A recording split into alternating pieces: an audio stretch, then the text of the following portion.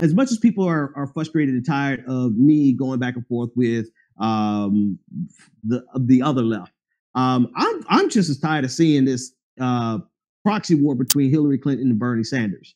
And I'm tired of it from both perspectives. And this is where I was going to tweet about on Saturday and guaranteed I was going to lose 1,000 followers because it really is not a fun message that I have to convey. And the message is this: hey, folks, hey, progressives, white progressives, I love you, but God damn it, can you not learn how to do this thing?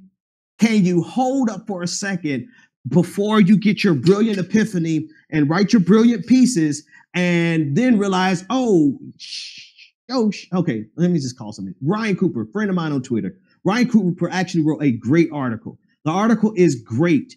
His points are on point. Why millennials don't trust Cory Booker, Deval Patrick, and Kamala Harris.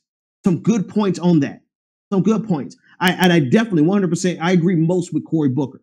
I've thrown Cory Booker out to the wolves. There is no salvaging Cory Booker, right? Deval Patrick, I only like him a little bit because in the same state, whatever. I know some people who would work for him, but I don't really like him. And is he even thinking about running? Like, seriously? Deval Patrick's not running for nothing. Kamala Harris, I've got a long list of things that I have issues with her on, but since people are insisting that I give white supremacists a chance, why wouldn't I not give her a chance to repudiate some of her past positions? If she comes to me and says, yeah, I was wrong on the issue X, then I'll be like, okay, I'll evaluate there. I don't care about Cory Booker, so that's a right point. But the point is this. Ryan Cooper wrote a great piece, but Ryan Cooper wrote a piece that is so easily attacked. And I'm like, Ryan, I haven't sent him this message, so, whatever. It's a shame on me for talking about it without talking to him about it first, but it's been a long weekend if you've been following us on Twitter. But I'm like, Ryan, bruh, come on, man. This is child's play. Why would you give people who weaponize identity politics the bullets that they need to shoot at us? I knew as soon as I saw the title and the cover, I said, oh, I know what's going to be on Joy-Ann Reid in about 2 weeks. White leftists attacking black Democrats.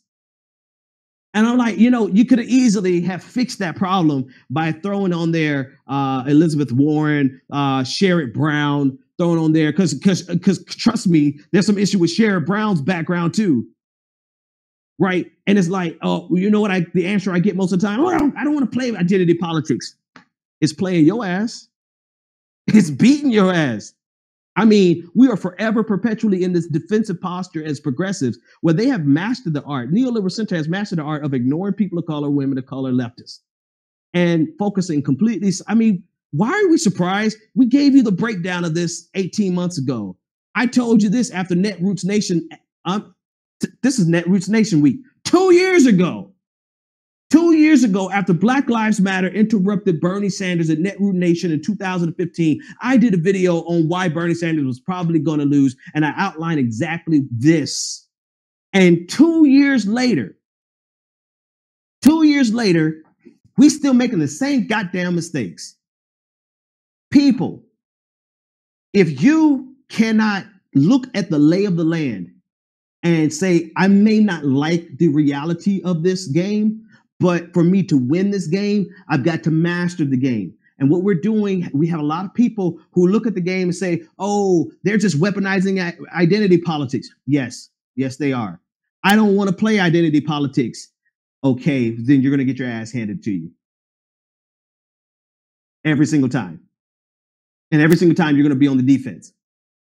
But Ben, it has nothing to do with the logical argument. Everything he said was so logical. Yes, it was. There was nothing racist about it. No, there wasn't. There was nothing sexist about it. No, it wasn't.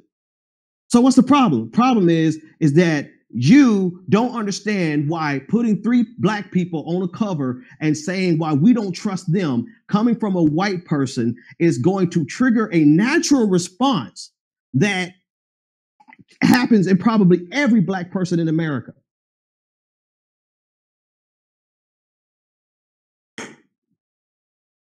Let me finish. Let me make my case a little more plain. This is thinking putty. I've stolen from my colleagues, just in case people wondering what this big greenish brown glob. Let me make it plain. When I did the video 2 years ago about Bernie Sanders and why he was going to lose, It was the most negative rated video. It was in response to Cenk Uygur, because Cenk Uygur was trying to lecture Black Lives Matter. And I'm like, nah, Cenk, you're actually wrong on this one. Black Lives Matter wasn't wrong at Netroots Nation. They were wrong in Seattle, but not in Netroot Nation. And if we can't get this now, then we're going to lose. It was my most negative rated video I've ever done. So I said, self, you need them to hear this message. So why don't you say it in a positive way? Why don't you be mindful of the feelings of all these Bernie Sanders supporters who don't want to watch a video that says why Bernie Sanders is going to lose? And when they see that, the very first thing that happens triggers a natural, visceral response that they reject it. I have the metrics to show that's exactly what happened. And then the very next week, I did the same goddamn message and I put how Bernie Sanders could win. And it's one of my most popular videos to date. Same goddamn message. All I did was change how I packaged it in order to be mindful of the feelings of the thousands and thousands and thousands of Bernie Sanders supporters who did not want to watch a video of why Bernie Sanders was going to lose, but they were more than happy to watch a video of how Bernie Sanders could win, but it was the same goddamn message. I hope you can see the corollary or the correlation or whatever. I'm tired. I'm sleepy. I ain't slept for 2 hours today. I hope you can see. If I could be smart enough to get my message across by just simply changing it and being mindful of the people that I'm talking to and mindful of their sensitivities and not be dismissive of what they feel and what they think, then I can reach them. But if you're going to say, oh, I don't have to play identity politics, then you're going to continue to lose to people who weaponize identity politics. And this is the same gospel that the great Reverend Benjamin Dixon has been preaching since 2015. And in every case, I have been 100% right on this. And this is why progressives are going to lose. Or wait a minute, let me be mindful and say it in a way that people can receive it. And I'm going to say it in a positive way. The best way for progressives to win is to understand the importance of identity to people who hold that identity and be mindful of how we say and communicate and write about them. If that's too much to ask, then progressives are going to have a hard time winning.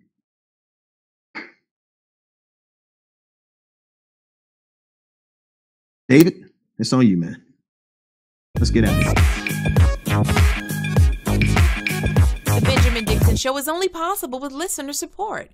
Go to www.thebenjamindixonshow.com to register for our blog, join the Progressive Army, and support The Benjamin Dixon Show. It's Ben Dixon! If you like this episode, be sure to share, like, and subscribe.